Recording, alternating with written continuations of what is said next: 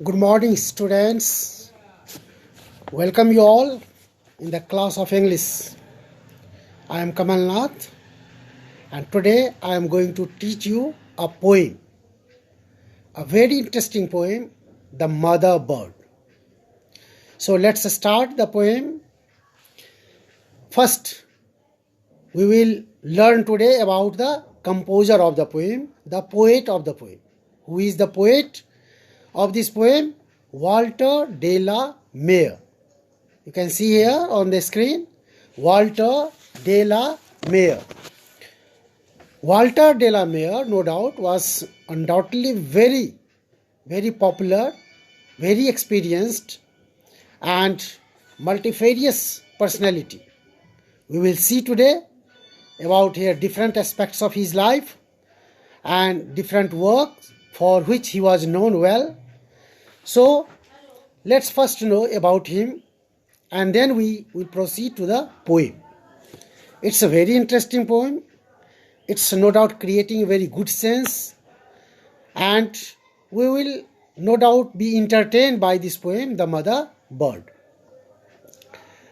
Walter de la Mare, as I told you, is the composer. He was born on 25th April 1873.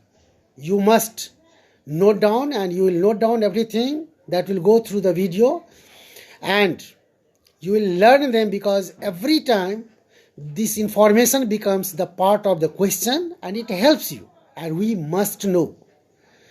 So Walter de la Mare was born on 25th April 1873 at Charlton, Kent, England. He was a British writer. He died on 22nd June 1956 at the age of 83 at Twickenham, England.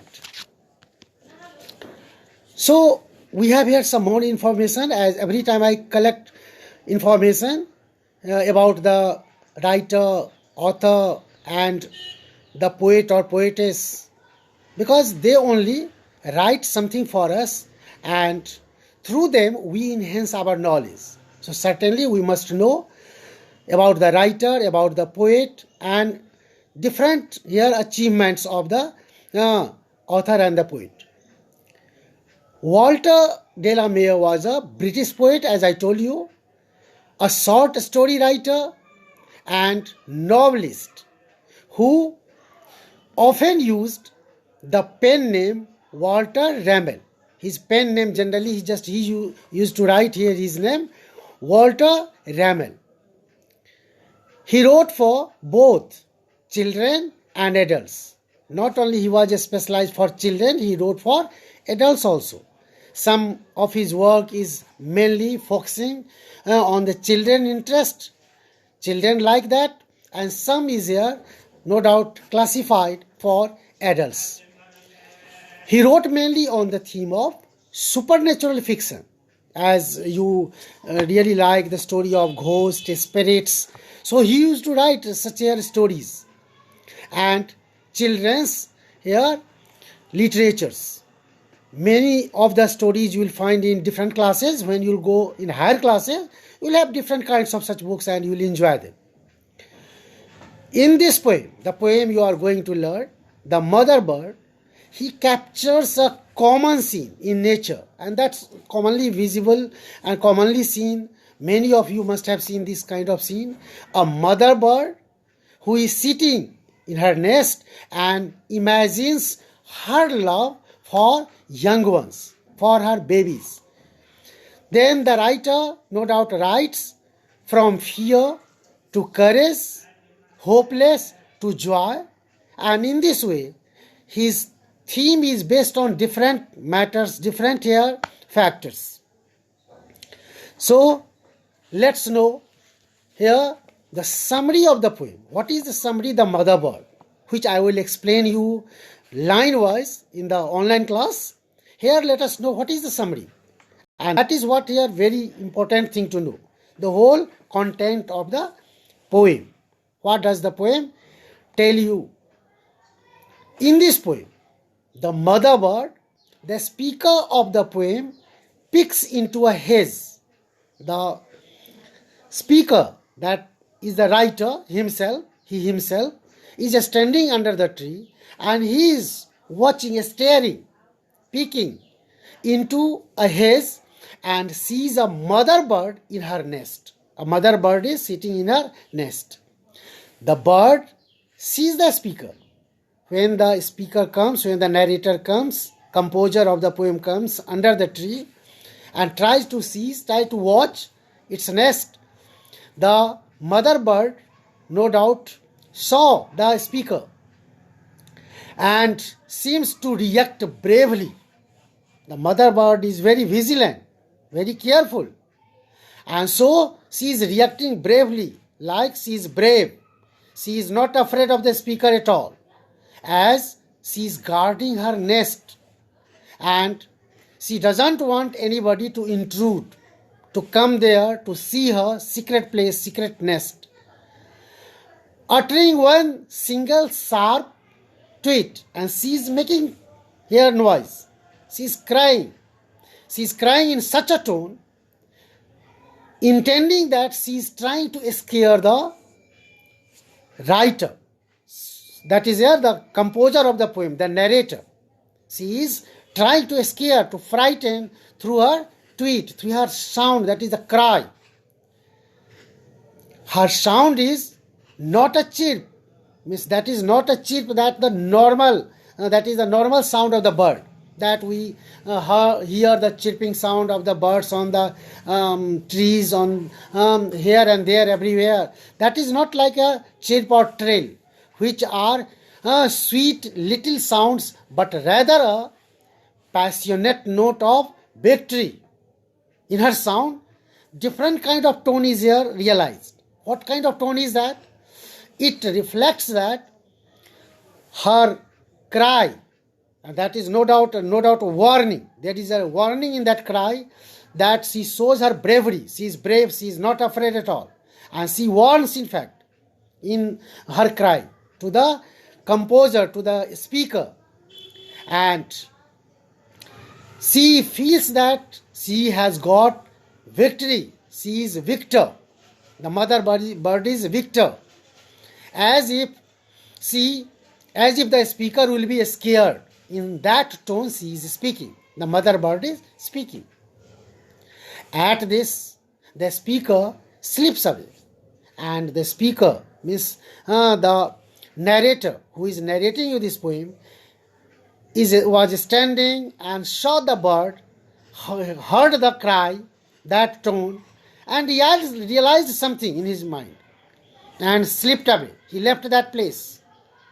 He went from there, leaving the bird there, and he left that place smiling only, to leave the bird alone.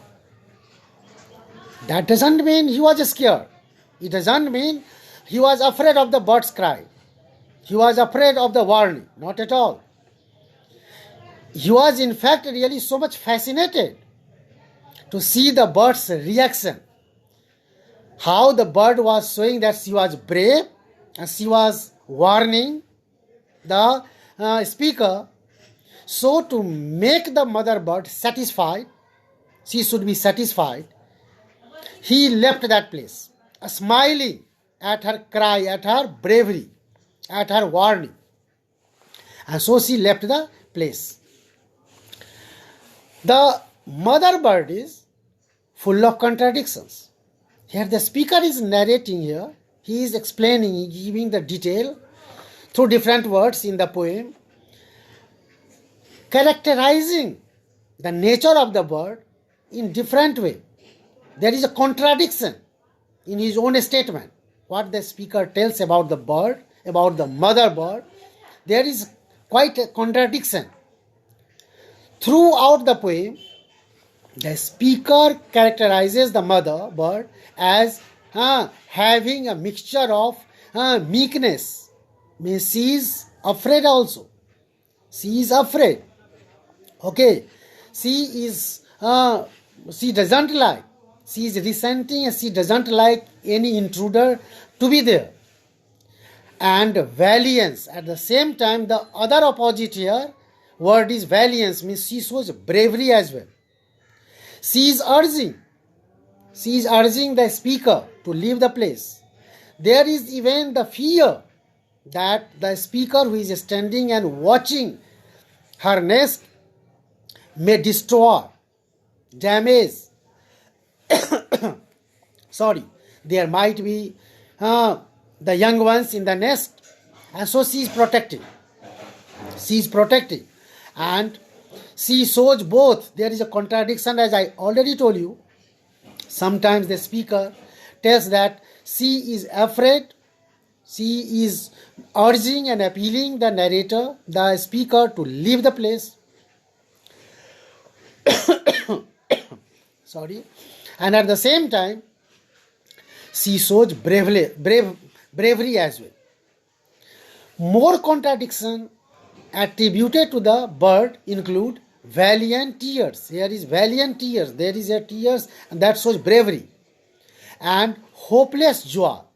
What a contradiction it is here. Tears. What kind of tears? Valiant tears. And hopeless joy. Joy. There is joy. What kind of joy? Hopeless. So that is what here positive and negative here composition of the reaction of the bird. As if the animals has human-like ability to experience complex and contradictory emotions. The speaker tries to prove so. The mother bird is like a human being, like us, who has all these kinds of feelings and can express them. So this was what the summary, and I will explain you the poem in the online class. So student, thank you very much joining this. You please recite the poem twice and learn all the new words given on the page here, that is the mother bird, that is 101 page, and you should write down all these words in your copy and learn it. Thank you students, thank you very much.